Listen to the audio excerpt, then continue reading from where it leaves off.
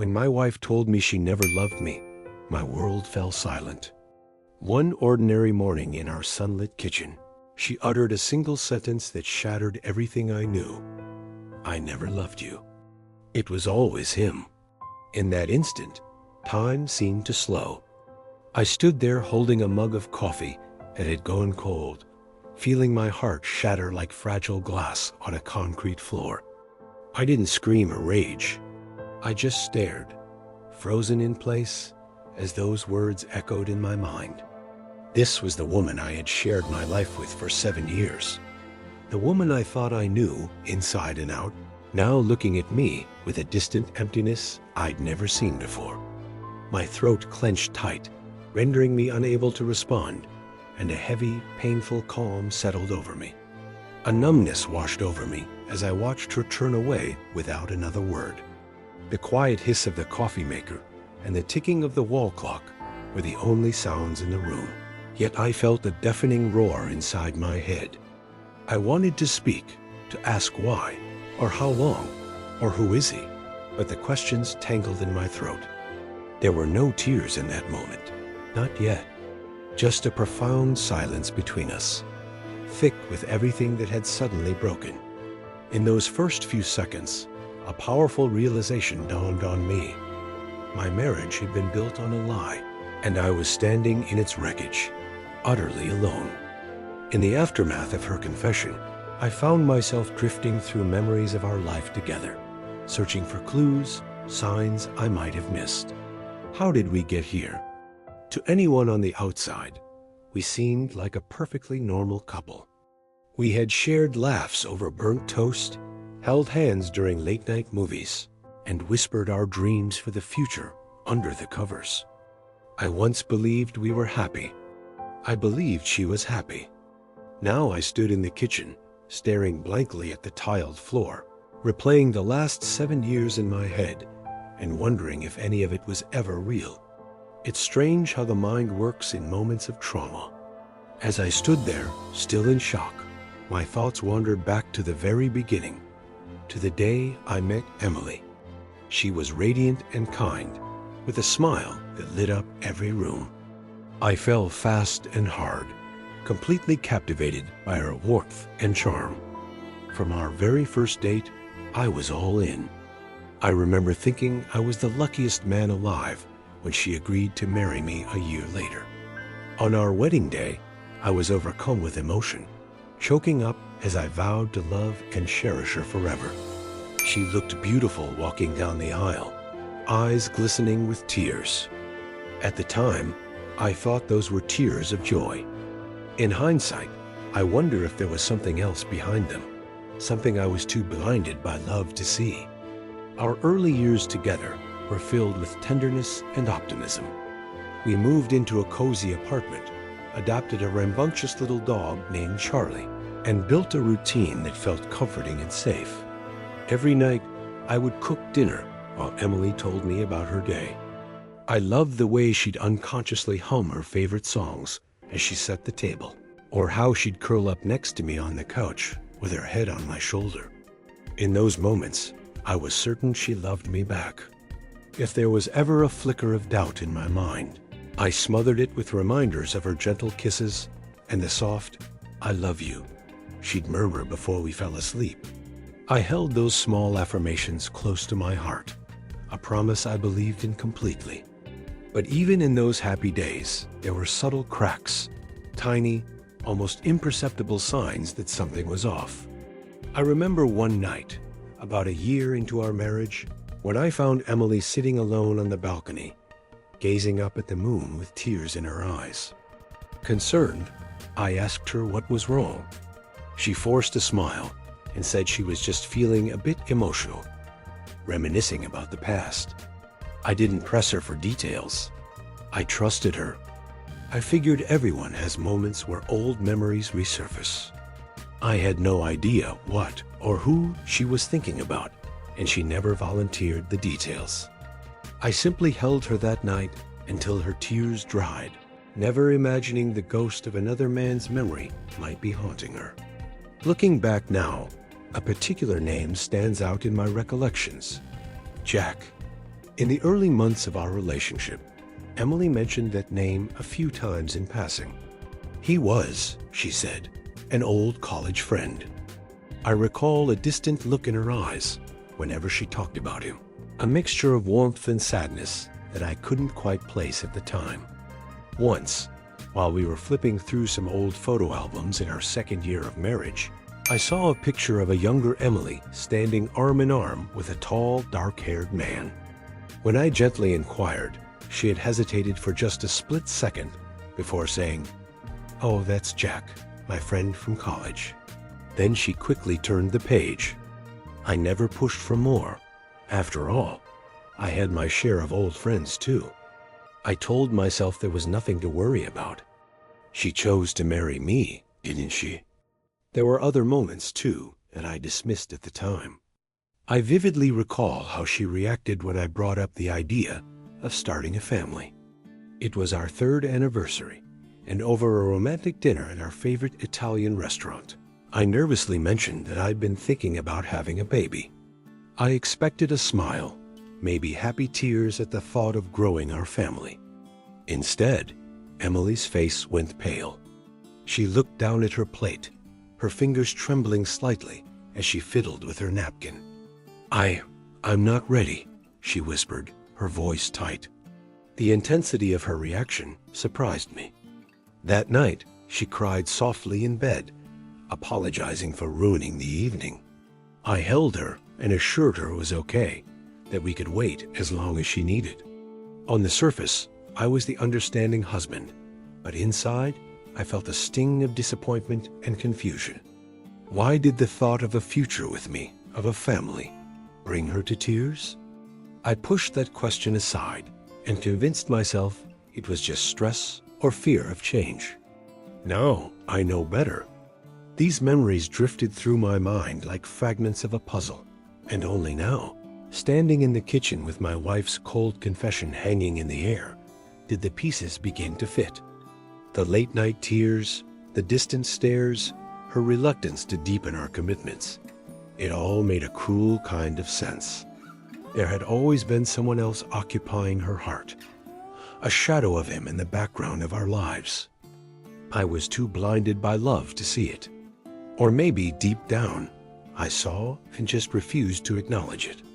Because admitting the truth, that I was possibly a stand-in or second choice, would have been too painful.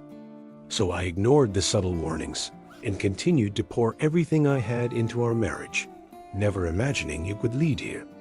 All those scattered signs and memories led me to the present, to that fateful morning in our kitchen, when the truth finally came out. The day had begun like any other. The aroma of freshly brewed coffee, 2 plates of toast on the table, and an uncomfortable silence hanging between us. For weeks, Emily had been growing more distant. She'd flinch at my touch sometimes, or drift away in thought mid-conversation. Our once lively home had become eerily quiet. Even Charlie, sensing the tension, had started to whine and paw at our feet for comfort. I felt the change, but I was afraid to face what it might mean. Still, that morning, I mustered the courage to break the silence. "Are you okay, Em?" I asked softly, my voice almost a whisper. My heart was pounding in my chest. She didn't answer right away. Instead, she closed her eyes, took a deep breath, and set her coffee mug down with a trembling hand. When she finally looked at me, her eyes were hollow, resigned.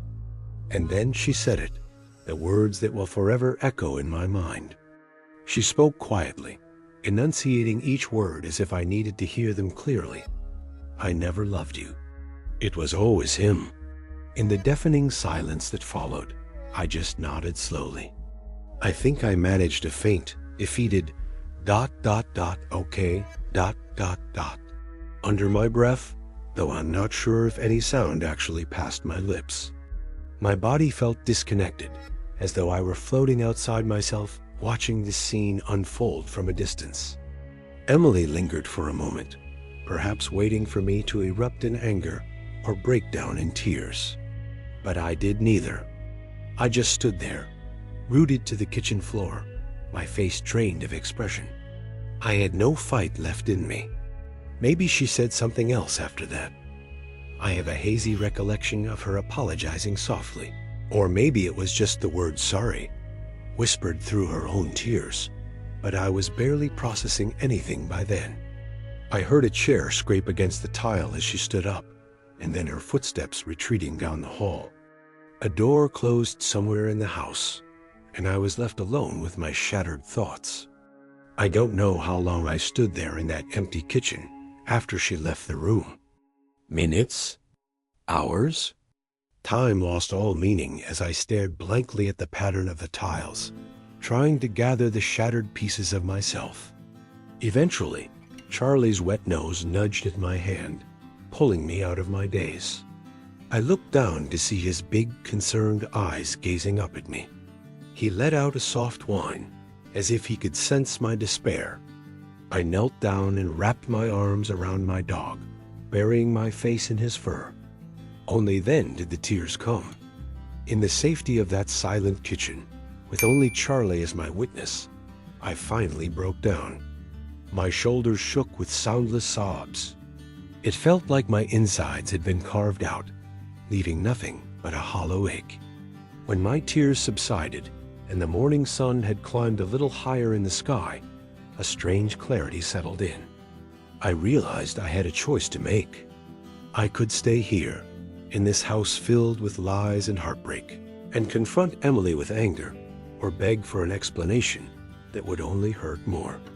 Or I could walk away with what little dignity I had left and salvage the fragments of my life. I chose the latter. Wiping my face with the back of my hand, I stood up and took a long, unsteady breath. My mind switched to a practical mode, almost as a way to cope. I needed to protect myself now. First, I logged into our joint bank account from my phone with trembling fingers. The thought crossed my mind that love shouldn't involve strategizing like this, but I couldn't ignore the possibility that I might soon be on my own, financially and otherwise. With a few taps, I transferred all of my personal savings out of our shared accounts and into a separate account Emily didn't know about. It was money I'd worked hard for over many years. I wasn't about to leave it vulnerable, not after the truth she revealed. As I completed the transfer, a wave of bitterness washed over me.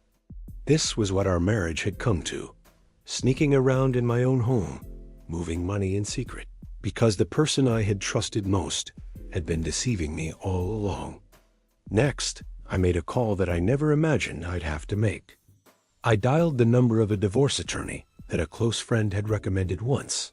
Ironically, it was a recommendation I'd brushed off at the time, laughing that I'd never need it.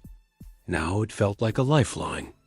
My voice was surprisingly calm as I left a message and sent an email outlining the situation, asking to initiate divorce proceedings immediately. Every word I typed and spoke made the situation more real, carving the truth deeper into me. My marriage was over. Still, taking action gave me a small sense of control amid the chaos of my emotions. In the days that followed, Emily and I existed under the same roof like strangers. After her confession, she retreated into the guest bedroom and barely emerged. We moved around each other in tense silence, as if any word might trigger an explosion that neither of us wanted to face.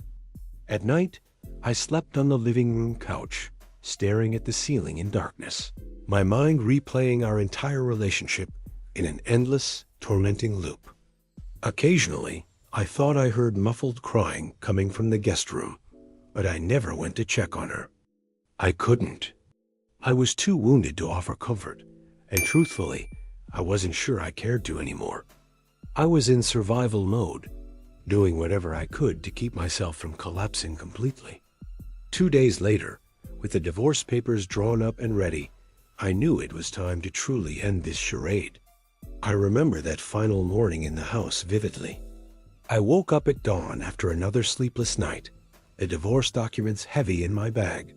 The sun was just peeking over the horizon, casting long shadows in the hallway as I quietly moved about, gathering a few essentials. I packed a suitcase with some clothes, toiletries, and important personal documents. My hands shook as I zipped it up, reality hitting me that this was likely the last time I'd be packing in this house, the home where we had once dreamed of a future that would never come. Before I left, I took a final look around the living room, my eyes landing on a framed photo of us from happier times. It was taken on our first anniversary, both of us grinning ear to ear at the camera, innocence and love radiating from our faces. The sight of that photo felt like a punch to the gut. With a heavy sigh, I gently set it face down on the shelf. I couldn't bear to look at it any longer, and I didn't want it to be the last image I saw before walking out. Charlie sat quietly by the front door, sensing the mood, his tail thumping softly as he waited. I grabbed his leash and clipped it on. "Come on, boy," I whispered, voice cracking. "Let's go." Emily must have heard the sounds of me moving around, because as I turned to open the front door, I saw her standing at the end of the hallway. She was still in her pajamas, hair tousled, eyes red and swollen as if she'd been crying all night. For a moment, we just stared at each other in the dawn light, filtering through the windows. There were dark circles under her eyes. She looked as broken and exhausted as I felt. In her hands, she clutched the papers I had left on the kitchen table for her, the divorce papers. She must have found them before I woke. Her lips parted as if she wanted to say something, but no sound came. What was there left to say? We both knew this was the end. I held her gaze for a fraction of a second longer. There was no anger in me anymore, just a deep, aching sadness and a sense of finality. I gave her a small, sad nod, a silent goodbye. Then, without a word, I opened the door. Charlie and I stepped out into the cool morning air, and I gently closed the door behind me on the life I was leaving. I didn't look back. That is how my marriage ended, not with a dramatic fight or a fiery confrontation, but with a quiet, sorrowful goodbye. No screaming matches, no last-minute pleas or grand gestures. Just a few painful words, a silent house, and two broken people drifting apart. In the aftermath, there were moments I questioned myself. Was I not enough? Did I miss something crucial that could have changed this outcome? Those questions still haunt me on lonely nights. But deep down, I know the truth. Nothing I did or didn't do could have made her love me. You can't force a heart to feel something it never did. In the weeks since I walked away, I've been navigating the waves of hurt and loss one day at a time. Some mornings I wake up, and for a blissful split second, I forget that I'm alone. Then reality crashes back in. The bed feels emptier than ever. Charlie pads over and rests his head on my lap, almost as if reminding me that I'm not completely alone in this world. I'm grateful for that small comfort. Together, we've started new routines. The house I'm renting now is smaller, quieter, but in that quiet, I'm slowly finding a sense of peace. There are still nights I lie awake, replaying memories and wondering how things might have been different. I know healing isn't linear. Grief comes in waves, and I let myself feel each one as it hits. I haven't spoken to Emily since the day I left. She reached out a couple of times, a text and a voicemail asking if we could talk. I couldn't bring myself to respond. What could she possibly say that I'd want to hear? Maybe she wanted to apologize or explain, or maybe she was simply dealing with her own guilt and loneliness after I was gone. I'll never know, because I deleted the messages without replying. It's not out of malice or a desire to hurt her in return. It's because I need to protect my own heart.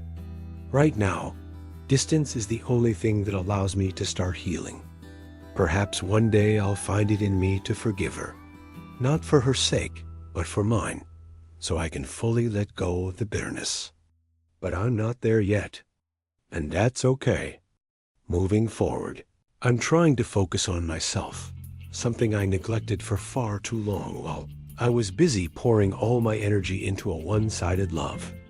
I've started going on evening walks with Charlie, the two of us wandering down quiet streets as the sun sets. I breathe in the cool air and remind myself that this pain won't last forever. With each day that passes, the wound hurts a tiny bit less. I've begun writing in a journal, spilling out my thoughts and fears on paper, which helps me make sense of the chaos inside. Little by little, I am reclaiming the pieces of myself that I lost in that marriage. If there's one thing I've learned from all of this, it's that sometimes the strongest thing you can do is to let go. Walking away isn't easy. It's heartbreak and loneliness and uncertainty. But it can also be the first step toward reclaiming your life and your peace. I walked away not because I wanted to, but because I finally understood that staying in a marriage built on a lie would destroy me. In that silence after her confession, as painful as it was, I found a sliver of clarity. I realized I deserved more than being someone's second choice, more than a marriage lacking genuine love. Leaving was the most painful decision I've ever made, but I know in my heart it was the right one. Now, as I stand on the other side of that closed door, I'm learning to hope again. It's a cautious, fragile hope. Hope that one day I'll heal fully. Hope that maybe I'll learn to trust again when I'm ready. Or simply hope that I'll be okay on my own, with my loyal dog by my side and peace in my heart. For now, I'm taking life one day at a time, embracing the quiet and the freedom that comes with no longer living a lie. And every morning when I wake up, I remind myself of this simple truth. Sometimes walking away is not about giving up. It's about choosing to protect your own heart. It's about choosing to value yourself when someone else couldn't. And in that choice, no matter how lonely, there is a quiet kind of strength and dignity. Thank you for listening to this story on Lies Unveiled. If my story resonated with you or you found it meaningful, please consider subscribing to the channel. We share real-life inspired stories of betrayal, heartache, and healing every week. Your support means the world to us, and it helps ensure that more stories like mine can be told. Remember, you are not alone in your struggles. Until next time, stay strong and take care.